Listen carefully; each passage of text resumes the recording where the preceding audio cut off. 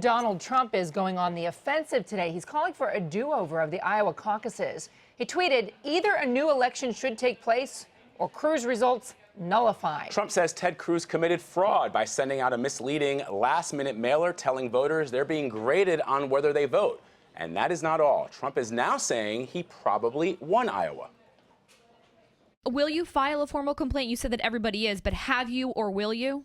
Well, I probably will, yeah. No, what he did is unthinkable. He said the man has just left the race, and he said it during the caucus.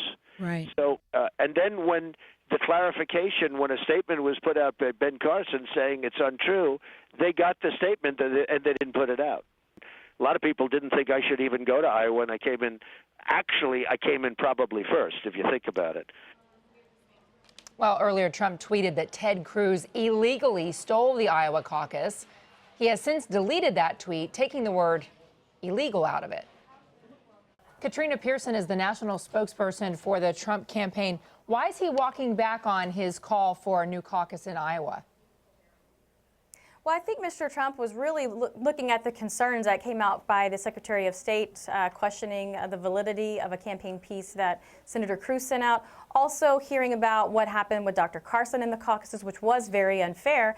But we also know that the process in place was interesting, considering how you didn't have to be a registered voter or even show ID to vote. So essentially, anyone that could go walk into a caucus, whether it be Democrat or Republican, was able to cast a ballot. And so that's one of the reasons why Mr. Trump was very concerned about the process and wanting to possibly have a do-over. But Katrina, he deleted the tweet saying that Cruz had stolen the caucus election night illegally. Right, but he still says that the election might have been stolen. He just took out the one illegally because the Secretary of State had raised questions, but it hasn't been resolved yet.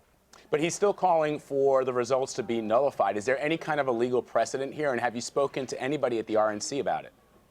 Well, we're not quite sure if there's precedent. We do know that the RNC in Iowa did change the rules for this caucus, so we won't even know for another 5 or 6 days on whether or not the number of ballots cast matched the number of voters registered to vote in the caucus. So now we're just going through the process to figure out what process was in place in Iowa to make sure that the election was legitimate. Are you concerned that now that the focus is on New Hampshire, the primary is less than a week away, all this does is make Donald Trump look like a spoiled sport? Yeah. Well, no, not at all, because we have faced many times on the Republican side where elections were quite questionable, but we didn't have a candidate willing to make those challenges. And now we have a candidate that is looking back at this process, wondering, if there were process in place to make sure that this election was fair and the right people were voting in the election. Voter integrity is extremely important on the Republican side, and now you have a candidate that's raising those questions. Katrina, Mr. Trump, obviously, he took to Twitter with a number of tweets calling for this election to be nullified. A spokesman for the Cruz campaign responded to Mr. Trump's comments, saying the reality hit the reality TV star in Iowa, so nobody is talking about him now. So he's trying to regain some attention on Twitter. There are Twitter addiction support groups, so he should seek out his local chapter. What's your response to that? Well, my response is that everyone is still talking about Mr. Trump because he is doing very well in New Hampshire and still campaigning out there across the country. And that's not really the case here. What's in question is whether or not there is voter integrity, particularly in the caucus. And I think if you ask Dr. Carson as well, he has similar concerns.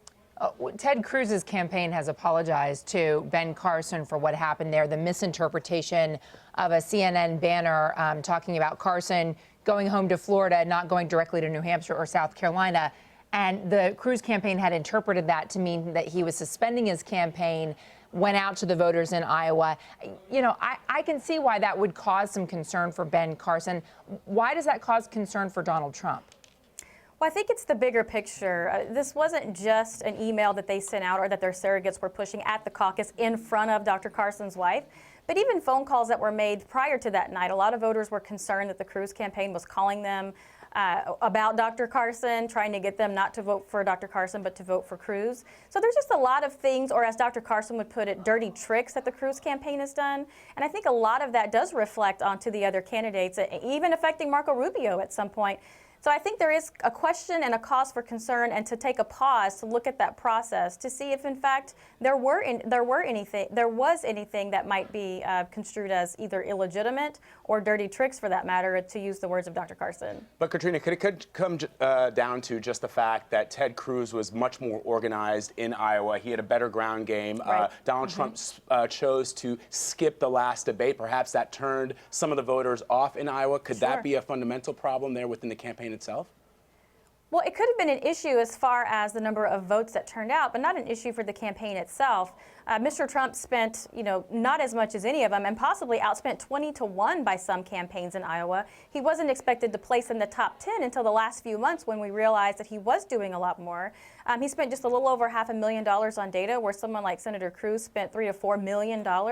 So really, Mr. Trump came out well in the caucus, considering the number of votes that he received in previous winners of the caucus. So coming out number 2 wasn't bad. It's just now we're looking at what really happened and if the caucus did have issues with this process. Katrina, one last thing before you go. Mr. Trump a day ago tweeted that I don't believe I have been given any credit by the voters for self-funding my campaign, the only one. I will keep doing, but not worth it. What's not worth it? Running for president, running in Iowa? What does he mean by that?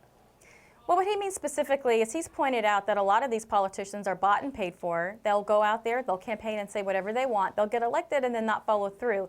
And so one of the concerns that Mr. Trump has specifically is the fact that he doesn't think a lot of people understand the importance of that, because you do see a lot of these candidates who are getting support, whether it be from world banks or Wall Street, and that really translates into non-conservative policy. And so that's just a question for him, is do the voters really understand by supporting a candidate that is funded by people who don't have your best interest in mind, if it's going to do them any good? He's not saying that it's not worth it to keep going. He's just wondering if maybe we should start taking in donations. Okay, Katrina Pierson, thank you so much for your time today. Thanks, great to be here.